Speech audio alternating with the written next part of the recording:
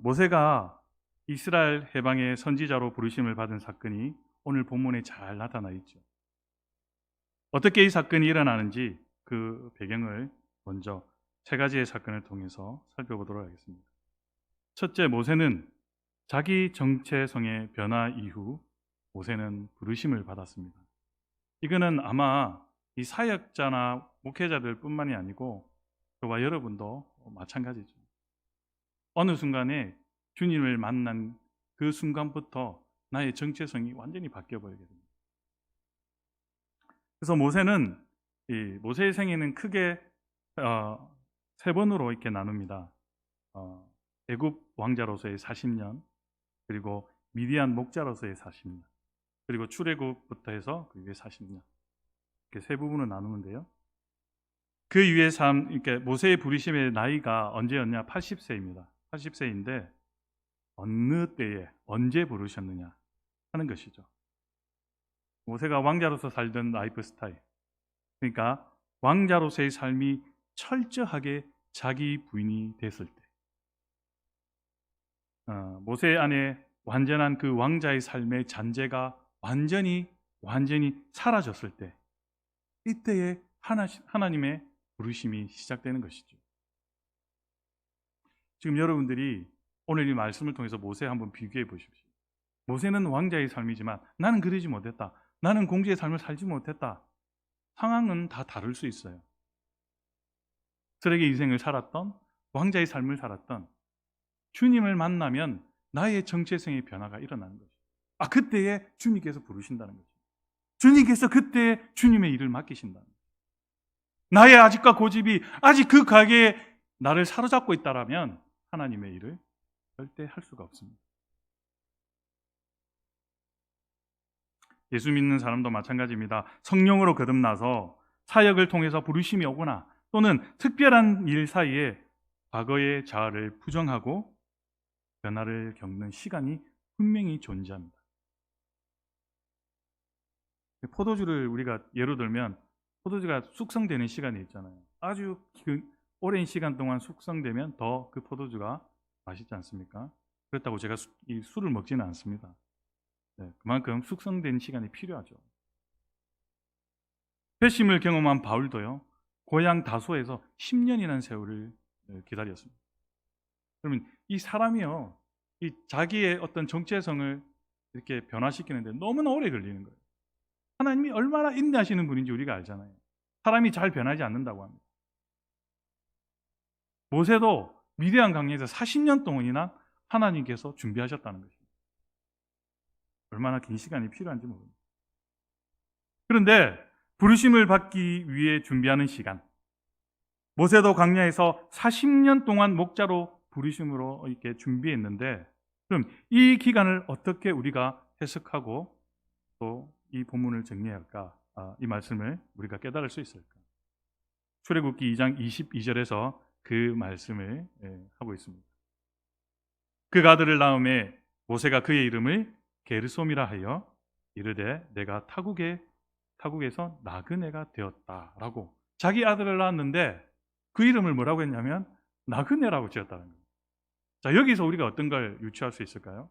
이 미디안 강에서 40년 동안 자신이 이제 지팡이를 하나 들고 양을 치는데 허벌판에서 이게 그늘도 없고 나무도 없고 풀도 없는 정말 그 사막 같은 그 땅에서 자신이 양떼를 치다가 딱 앉아 있는데, 나의 삶이 이전의 삶은 왕이었어. 하루 이틀 3일이 지나니까 어떻습니까? 이제 40년이 지나니까 나는 그냥 나그네야 라는 거죠. 나그네야. 더 이상 나는 왕자의 삶을 살 수가 없어.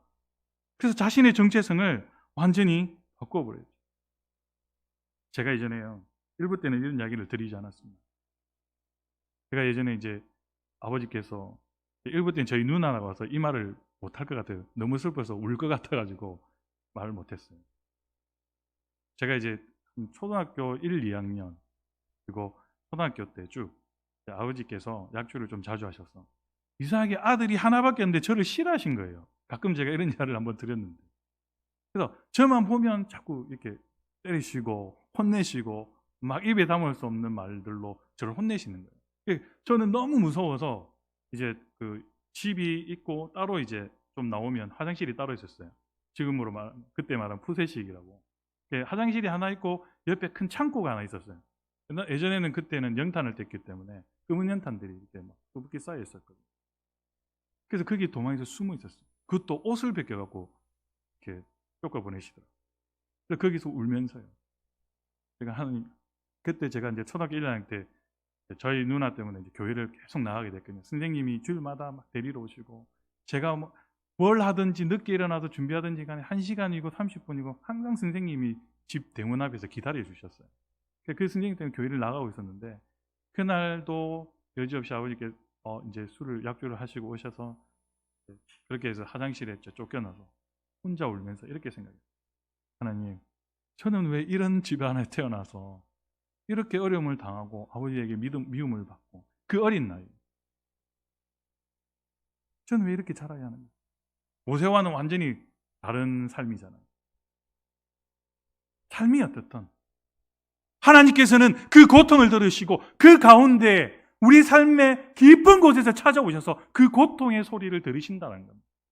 제가 오늘 이 설교를 준비하면서도요, 제가 울컥한 게 뭐냐, 하나님께서는 그때도 계셨구나. 그때도 나의 그 부르짖음과 나의 이 눈물을 듣고 보고 계셨고, 그래서 나의 인생의 그 쓰리 같은 삶에서도 나를 건져내셔서 이렇게 이 강단에 서서 하나님의 말씀을 선포하게 하시구나. 모세도 그랬다는 겁니다. 자신은 왕자의 삶을 살았잖아요. 이 미디안 강야에서요, 나는 누구인가? 나는 왕자의 삶을 살고 많은 사람들을 부리고 자란 나의 삶이 이렇게 흙벌판에 앉아서 목자라니 나는 누구인가라는 거죠. 이제는 왕자도 아니고 그냥 나는 미디안에서 떠도는 나그네일 뿐이다. 자기 정체성이 형성된 후에 아들의 이름을 뭐라고 했습니까? 오죽했으면 아들의 이름을 나그네라고 지었을 거예요. 우리는 이것을 모세의 자기 정체성의 변화다라고 말하는 것입니다. 무려 40년이나 걸렸어요. 자, 이것을 신약 성경 용어로 말하면 자기 부정, 왕자로서의 자기 부정이라는 것입니다. 예수님께서도 아주 귀한 말씀하셨죠. 마태복음 16장 24절에 이렇게 말씀합니다. 나를 따라오려거든 무엇을 부인하고요? 자기를 부인하고 자기 십자가를 지고 나를 따라라고 말씀합니다. 이 말씀은 자기 부인이 자기하고 사는 부인 말고요, 자기 부인의 메시지가 그만큼 중요하다는 것입니다. 주님의 제자가 되는 첫 요건이고 주님께서 원하시는 거예요. 그러니까 신자에서 제자가 되는 건요, 첫 번째 요건이 자기 부정입니다. 신자는요, 아무나 할 수 있어요. 그냥 또한 믿음의 첫 단계에서. 그러나 제자가 되는 것은요, 자기 부정이 일어나지 않고서는 주님을 따라갈 수가 없습니다. 너의 모든 것을 다 버리고 나를 따라가는 거죠. 십자가만 지고. 그게 쉽겠어요? 어렵죠. 자기가 일생 동안 일궈오는 것을, 모든 것을 버리고 어떻게 십자가만 지고 따라갈 수 있겠습니까? 자기 부정이 안 이루어진다는 것이죠. 그만큼 그래서 모세도 미디안 강야에서 40년 동안 그 시간을 지냈던 것이죠. 여러분과 저는 아직 자기 부정이 일어나지 않고 있습니다. 그러면 주님께서 제자로 삼으실 수 없습니다. 여러분이 지금 어떤 상황에 어떤 일을 하고 있든 자기 부정이 일어나지 않는 자는 신자의 걸음에서 튀어나오지 못합니다. 제자가 될 수 없는 거죠.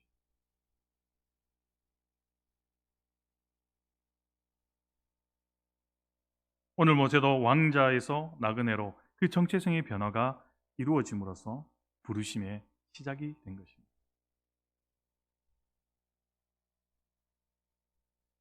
나그네라는 정체성은 너무나도 중요한 정체성입니다. 왜냐하면 하나님께서도 이 이스라엘을 구원하시면서 어떻게 말씀하시냐, 너희는 애굽 땅에서 나그네였다라고 계속적으로 상기시킵니다. 계속적으로.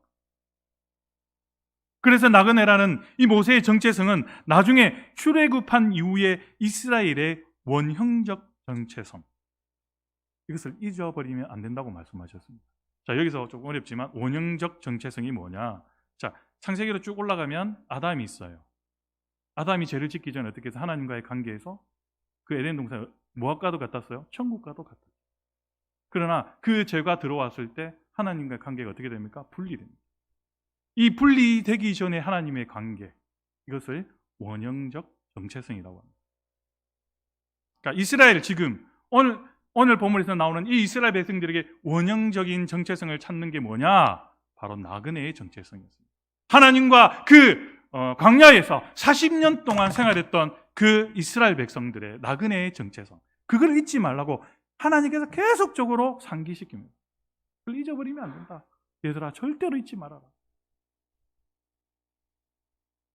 출애굽기 22장 21절과 또 23절 9절에서 너는 이방 나그네를 압제하지 말며 그들을 학대하지 말라. 너희 애굽 땅에서 무엇이었다? 나그네였다는 것입니다. 너는 이방 나그네를 압제하지 말고 너희가 애굽 땅에서 나그네 되었은즉 나그네의 사정을 너희가 안다고 말씀합니다. 이스라엘의 초기 법률, 그러니까 이제 이스라엘이 출애굽 당하고 나서 이제 호렙산에서 하나님께 10계명, 이제 계명을 받잖아요. 그 과정에서 일어나는 주시는 말씀들이었습니다. 너희들은 나그네였다, 애굽 땅에. 그것을 잊지 마라. 그들의 사정을 너희가 알지 않느냐. 절대 잊어서는 안 된다. 그러면 너희가 애굽에선 나그네였다라고 기억할 때 너희들의 행동이 무엇이냐라고 하나님께서 물으셨어요. 무엇이냐? 나그네를 압제하지 말라. 그들을 잘 보살펴주고 돌봐줘. 주변 사람들을 잘 돌봐주라는 것입니다. 오늘날 말하면 무엇이죠? 외국인 노동자나 탈북하신 분들 또는 제주도에서 그런 사건들이 있었죠. 막 난민들이 들어와가지고 막 제주도 시민들이 왜 그들을 난민들을 허용해줘가지고 이렇게 제주도를 어지럽고 힘들게 만듭니다. 막 국민들이 막 그렇게 이야기했지 않습니까? 그들을 쫓아보내라고, 내보내라고. 저는 어느 정도 왜 이 아름다운 제주도 땅을 그들이 와서 어지럽혔느냐, 저도 조금은 동의를 했었습니다. 그러나 하나님은 그게 아니죠. 너희도 나그네였다. 너희도 나를 만나기 전에는 죽을 수밖에 없는 죄인이었다라는 것이죠. 그러나 그 나그네의 정체성을 너희들을 기억해라. 그리고 그들을 돌봐주라는 거죠. 그 이유가 역사적 경험 기초에서 너희가 천의 나그네로.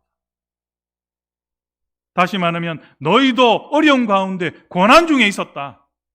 떠돌이 삶을 살지 않았느냐? 먹을 것도 없이 괴로워하면 힘들지 않았느냐? 그 나그네의 삶을 너희들이 잊어서는 안 된다. 신명기 10장 19절에 이렇게 말씀합니다. 너희는 누구를 사랑하라? 나그네를 사랑하라. 전에 너희도 애굽 땅에서 나그네 되었다. 기억해라는 거예요. 하나님은 계속적으로 신약 성경에 가서도 과부와 고호를 생각하라. 또 그렇게 말씀하십니다. 전에 나그네였다는 것을 잊지 말아야 한다고 하나님께서 계속 왜 상기시켜 주시느냐? 이것을 잃어버렸을 때 어떻게 됩니까? 교만해서 자꾸 죄를 짓게 되는 거죠. 그래서 잊지 말라고 하신 거죠. 우리가요, 하나님께서 기도할 때 하나님 물질을 주십시오. 정말 넓은 평수에 정말 좋은 차로 그렇게 살고 싶습니다. 저에게 명예를 주십시오. 그랬을 때 우리가 정말 하나님이 원하신 대로 겸손하게 살아갈 수 있어요. 하나님은 누구보다도 우리를 잘 아시는 분입니다.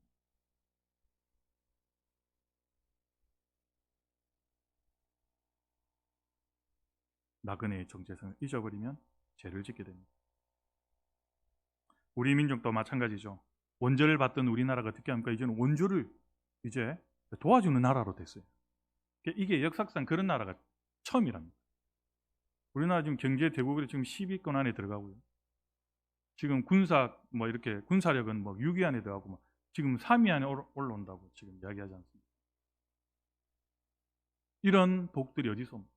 우리가 나그네의 정체성을 잃어버리지 않았을 때, 주위 사람들을 잘 돌봐주고 어려운 이웃을 위해 도와줬을 때 하나님께서 더 큰 축복으로 우리에게 은혜를 베푸신다. 우리 가정도 마찬가지예요. 우리의 자녀도 마찬가지입니다.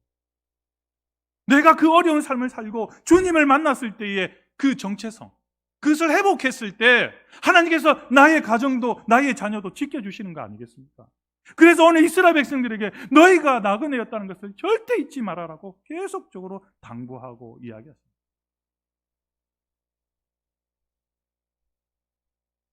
없다고요. 물질이 없다고 불만 가지지 마세요. 하나님께서 여러분 얼마나 사랑하시는데 내 외아들, 내 독자도 주신 그 하나님의 사랑이 그만큼 사랑하시는데 왜 주고 싶지 않겠습니까? 그걸 주면 너는 나를 배반하고 교만해질까 봐 하나님께서 전전긍긍하시지 않겠습니까? 날마다 기뻐하십시오. 날마다 감사하십시오. 우리 목사님께 지난주 말씀하셨죠.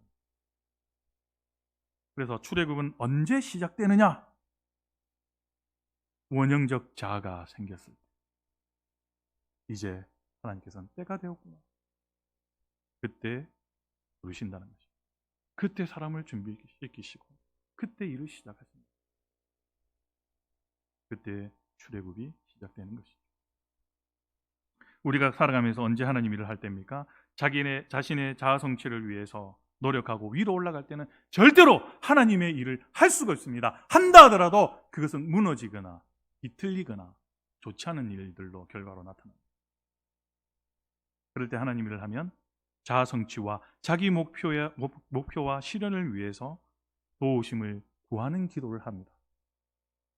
자기 자의 실현과 욕심을 위해서 어떻게 기도합니까? 나의 자녀와 나의 물질과 나의 건강과 자신의 것만 위해서 기도하는 거죠. 그럼 아직까지 자아 정체성이 바뀌지 않았습니다. 그런 구하는 기도는 하지만 그 이상은 넘어가지 못하는 것이죠. 자아 성취가 너무 강하기 때문에. 그것이 채워지지 않으면 어떻게 됩니까? 늘 괴롭고 힘듭니다. 고통스럽습니다. 그럴 때 다른 사람을 돌보지 못합니다. 주위 사람을 보지 못합니다. 교회가 교만해지고요. 내 신앙이 교만해지면요. 절대로 여유가 없습니다. 다른 사람을 지켜보지 못하고 돌보지 못합니다. 그럼 그 교회는 생명이 없는 거죠. 다시 말하면 주님이 임재하지 않습니다. 그러나 자아 성취, 자신의 것을 내려놓으면, 그 목표를 내리면 위기를 지혜롭게 넘어가게 되고요. 담대하게 맞서게 되고요. 자신처럼 힘들고 어려워하는 주변 사람들을 돌아보는 여유가 생깁니다. 그래서 산꼭대기에 올라가지 않아도 산의 아름다움을 느낄 수가 있는 것입니다. 물론 산꼭대기에 올라가면 얼마나 아름답고 광활한 이렇게 내려보지 않습니다. 제가 왜 이 말을 하냐면 이런 거예요.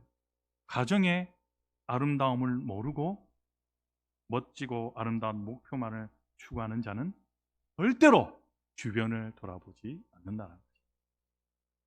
내 교회만, 내 가정만, 우리의 것만 그렇게 생각하고 챙기는 사람은 절대로 주변 사람을 돌아보지 않습니다. 성교의 어떤 마인드도 가지지 못합니다. 불안 이웃을 돕겠다는 마인드도 가지지 못합니다. 정리하면 어떤 사람을 하나님은 쓰시냐? 자기 부정이 일어납니다. 모세는 미디안에서 왕의 자아는 사라져버렸고 나그네로서의 자아가 생겼고, 그래서 아이를 낳았을 때 게르솜, 나그네라고 이름을 지었던 것입니다. 그 위에 아들 하나 더 낳았죠. 이름이 뭡니까? 엘리에셀이죠. 하나님은 나의 도움이 되신다 라는 뜻입니다. 나중에는 변화가 되죠. 여기서 나그네란 역사의 중심부보다, 다시 말하면 모세가 많은 사람을 주의하는, 이렇게 부리는 중심부에 있었다라고 하면 이제는 뭡니까? 주변을 지향하는 삶으로 변화된 것이죠. 갑의 삶이 아니라 을을 지향하는 삶, 을과 연대하고 소통하는 삶, 약자를 긍휼히 여기고 이해하는 삶으로 변화된 것이죠. 그래서 이 나라를 이끌고 다스리는 왕은요, 조금은 을과 연대할 수 있는 그런 사람을 우리가 좀 위해서 기도하는 게 좋을 것 같습니다.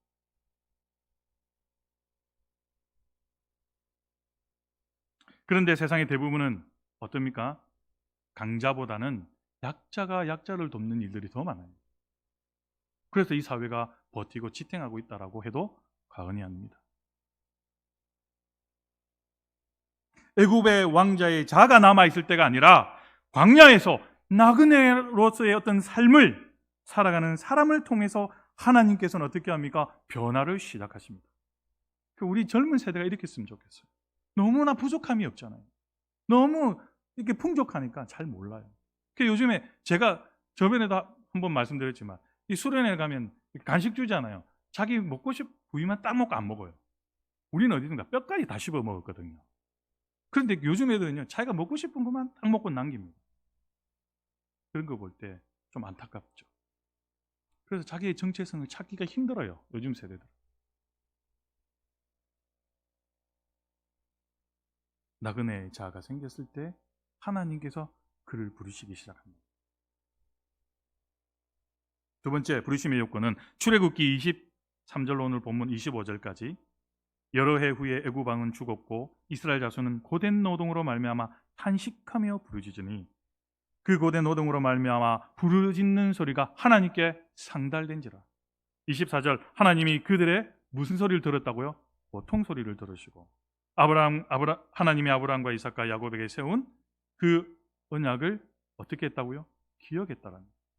자, 두 번째 우리가 보는 말씀에서 23절 부르짖으니 24절에 하나님이 그 고통의 소리를 들으시고. 자, 부르짖음은 히브리어로 자크라고 합니다. 하나님은 역사의 변화를 시작하실 때 많은 백성들의 고통 소리를 들으신다. 이게 너무 중요합니다.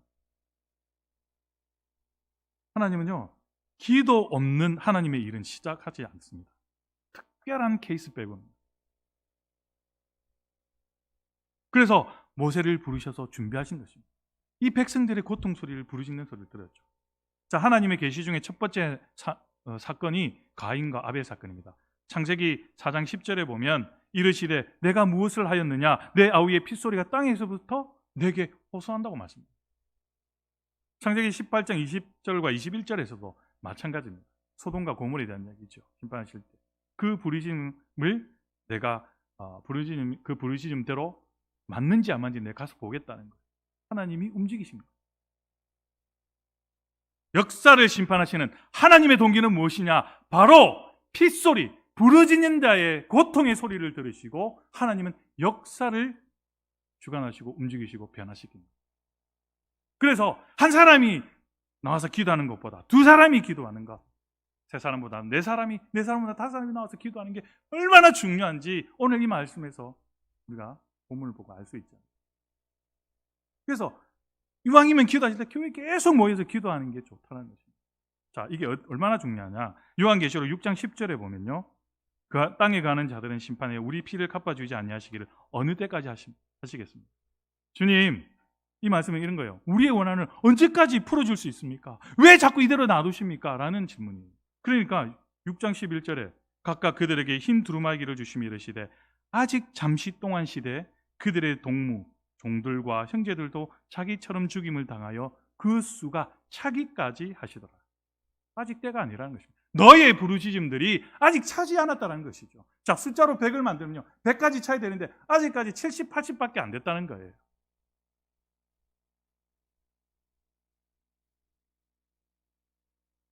의인들의 핏소리, 아직 순교자들의 숫자가 그 고통의 소리가 채워지지 않았기 때문이라는 거죠.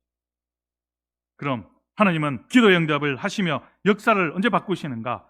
부르짖는 자의 숫자가 채워지면 그 역사를 바꾸기 시작합니다. 기도가 그래서 중요합니다. 우리나라의 역사도 희생자들의 부르짖음을 듣고 하나님께서 역사를 바꾸셨죠. 참여일 운동이 그렇지 않습니다. 그곳에 만세운동을 하고 했던 많은 그리스도인들이 그 안에 있었다고 그게 텔레비 방송 다큐멘터리로 제가 본 것 같습니다. 그래서 하나님이 더 이상 안 되겠다, 내가 내려가서 중간정산 좀 하자.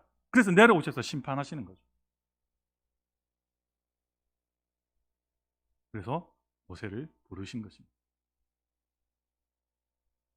다시 정리하면 부르심의 소명의 조건은 첫째, 자기 부정일 때, 둘째는 세상에 악이 가득 차 있을 때 그 비명의 소리가 한계에 이르렀을 때 하나님께서 선택한 사람을 부르시고 이제 역사를 바꾸시기 위한 일을 하신다는 거예요. 마지막으로 하나님은 모세를 부르시는데 조금은 독특하게 부르십니다.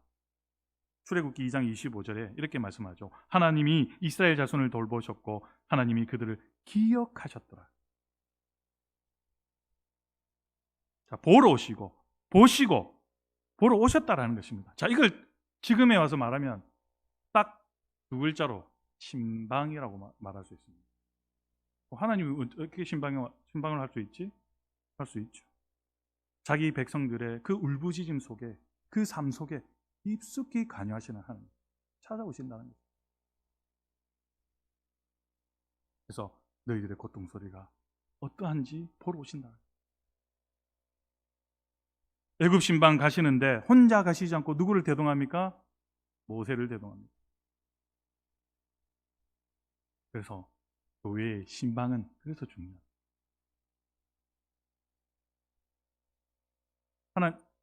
목사님께서 가시지만 그 가운데 하나님께서 목사님을 대동해서 가신다는 거예요.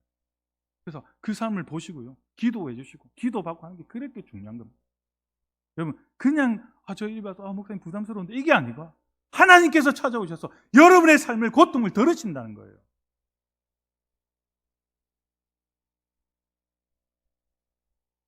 출애굽기 3장 2절과 3절에서 그가 보니 떨기나무에 불이 붙었으나 그 떨기나무에 사라지지 아니하는지라. 이에 모세가 이르되 내가 돌이켜 가서 그 이 큰 광경을 보리라. 떨기나무가 어찌하여 타지 아니하는고 하니.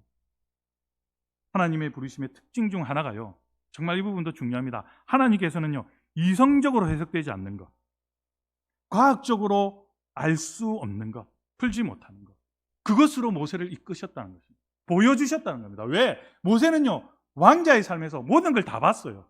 모든 사람들이 마술을 하고 뭐 이렇게 많은 것들을 보지 않습니까? 그러니까 하나님이 너는 내가 잘 아니까 내가 정말 네 이성으로 과학으로 해석되지 않고 이해하지 못하는 데 보여줄게. 그래서 그 떨기나무에 불은 있지만 그 떨기나무 타지 않는 거예요. 그 기적을 본 거죠. 이런 체험은 모세에만 제한된 겁니까? 아닙니다. 저와 여러분도 아마 주님을 만났을 때 자기가 알지 못하는 그런 신비와 그런 이성과 그리고 과학이 풀지 못하는 그런 어떤 신비함으로 주님을 만난 분도 계실 겁니다. 상황에 따라서 조금씩 다르십니다. 누구는요, 말씀을 읽다가 하나님 음성을 들었다고 합니다. 누구는요, 잠을 자다가 정말 하나님께서 나에게 말씀하시는 그런 환상을 꿨다고 합니다. 그런 부분들은 다 이성을 이해하지 못합니다. 하나님께서 모세를 이끌기 위한 하나의 방법이었다는 거죠. 자, 또 하나님께서 요구하신 것이 있습니다. 출애굽기 3장 5절에 하나님이 이르시되 이리로 가까이 오지 말라. 내가 쓴 곳은 거룩한 땅이니 내 발에서 신을 벗으라는 것입니다. 자, 이 말씀의 뜻이 무엇이냐? 예배의 회복입니다. 예배의 회복. 지성소, 광야의 지성소. 하나님의 초월적 신비를 체험하면서 두 번째, 신을 벗으라는 것입니다. 이 신은요, 이스라엘 백성들이 신고 다니는 신은 샌들이었어요. 운동화처럼 이렇게 막 밀폐되어 있고 이런 게 아니고 끈 몇 개로 이어져 있는 샌들이었어요. 그러니까 그 먼지가 많은 광야에 어떻습니까? 먼지가 많이 묻었죠. 그러니까 그 먼지 묻은 너의 샌들에 있는 먼지를 털어내라는 거죠. 그리고 그냥 신을 벗으라는 거죠. 흙과 먼지를 털어내라. 이 말은 무슨 말이냐? 하나님께서 신을 벗으라고 하신 것은 이곳에서 세상의 부정으로는 디딜 수 없는 정결한 장소다. 거룩한 장소다. 너의 그 가게의 죄의 때를 벗어버리라는 것이죠. 그래서 예배에 오기 전에 우리가 왜 먼저 10분, 5분 일찍 와서 앉아서 기도하느냐? 한 주간에 지었던 죄의 때를 벗기 위함입니다. 그럴 때 예배가 시작되는 것입니다. 이것을 거룩한 예배라고 합니다. 나의 때를 가지고 나의 죄를 가지고 앉아서 있는 이 예배는 거룩한 예배가 될 수 없는 것입니다. 하나님께서 분명히 말씀하셨잖아요. 내 신을 벗으라. 내 과거의 죄를 벗어버리라. 이것을 우리는 거룩한 예배라고 하는 것입니다. 삶 속에서의 예배. 그래서 광야에서 지성소를 만나게 됩니다. 예배를 드리니까 하나님께서 어떻게 하십니까? 놀라운 일이 일어나요. 이 거룩한 예배가, 이 예배가, 지금 드리는 예배가 거룩한 예배가 될 때 하나님께서 무엇을 하시냐? 언약을 우리에게 약속을 하십니다. 놀라운 사실이죠. 거룩한 예배를 받으시는 하나님께서 그냥 있는 것이 아니고 너에게 내가 약속하겠다는 거예요. 어떤 약속이냐? 이스라엘 백성들에게 출애굽기 3장 7절과 8절에 제가 짧게 말할게요. 보고 듣고 알고 내려가서 건져내고 인도하여 너희들을 데려가도. 어디로 데려갑니까? 약속의 땅, 가나안 땅으로 너희를 데려가겠다고 약속하셨습니다. 어떻게 했을 때요? 거룩한 예배가 우리 회복했을 때 하나님께서 그 약속의 언약을 지키신다는 것입니다. 나는 정말 거룩한 예배를 드리고 있느냐? 나의 가결의 죄를 아직도 짊어지고 있으면 그는 절대로 거룩한 예배가 될 수 없어요. 시간이 다 되었어요. 빨리 진행해야 돼요. 부르심의 소명의 방법은 하나님의 초월적인 임재와 예배의 회복이라는 것입니다.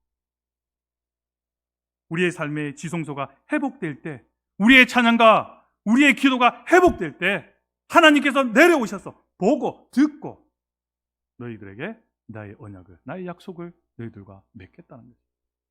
내가 지켜주겠다는 거죠. 내가 이 광야 같은 세상을 너희들이 살아갈 때, 내가 천국 갈 때까지, 나의 나라에 올 때까지 너희들을 지켜주고 내가 보호하겠다는 것입니다. 얼마나 중요한 말씀인지 모릅니다. 거룩한 예배. 우리가 코로나 사태로 인해서 예배가 지금 뒤숭숭 너무나 산만하지 않습니까? 그럼에도 불구하고 우리의 예배는 회복되어야 합니다. 우리의 삶의 지성소가 회복될 때 하나님께서 약속을 지켜가십니다. 하나님의 임재와 예배의 회복을 통해 하나님이 주시는 소명, 그것을 받은 자로서의 삶을 살아내는 저와 여러분들이 되시기를 주님의 이름으로 간절히 소망합니다.